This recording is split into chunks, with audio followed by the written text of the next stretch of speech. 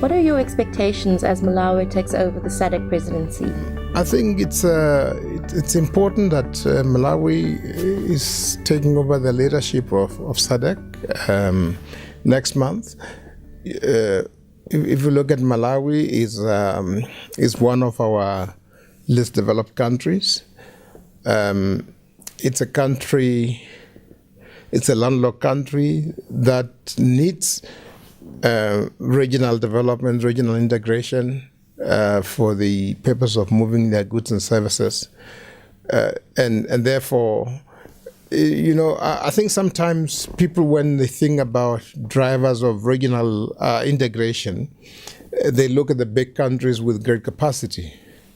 But you should also look at the need side. The country that needs development sometimes would be more engaged and enthusiastic about the process of regional development, because they will derive certain benefits and it will help them develop also.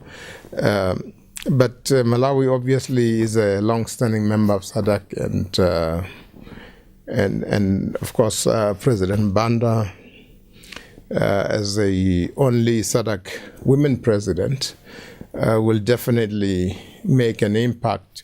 Speaking on behalf of the region, she may be able to open doors, because of gender, but also her experience and skills as a head of state of a country that of a least developed country, but providing leadership to a powerful regional organization. You have said in the past that SADC needs to expedite its decision-making processes. Is that still the case, or has SADC made some progress in this regard? I think the question of decision-making and structures leaves much to be desired. There is a need to speed up the processes through institutional reforms that involve empowering the Secretariat, empowering those representatives of member states who are accredited to the Secretariat. I think that's one. SADC needs a committee of permanent representatives to expedite the decision. And on top of that also, SADC needs a forum where a joint forum for government and private sector, something like the Social and Economic Commission, whether it's of the AU or of the United Nations, because the consultation between governments and the private sector tend to be ad hoc.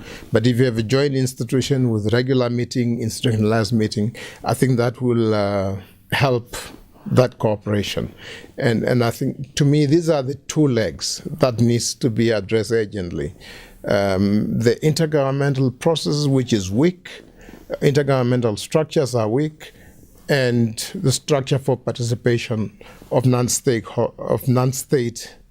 stakeholders is also weak. Now, SADC, the EAC and COMESA have entered into negotiations to create the Tripartite Free Trade Agreement. What is your sense of progress made so far? I think the first thing is there is a commitment between these organizations and member states of these organizations to work together. That in itself, it's important. And then it's a question of how do you create synergies between the programs of the various organizations. So a lot of work still needs to be done, but the political signals from our leaders to bring the programs of these organizations together, it's important. So I think there is an important political signal that needs to be backed up with actual planning and implementation.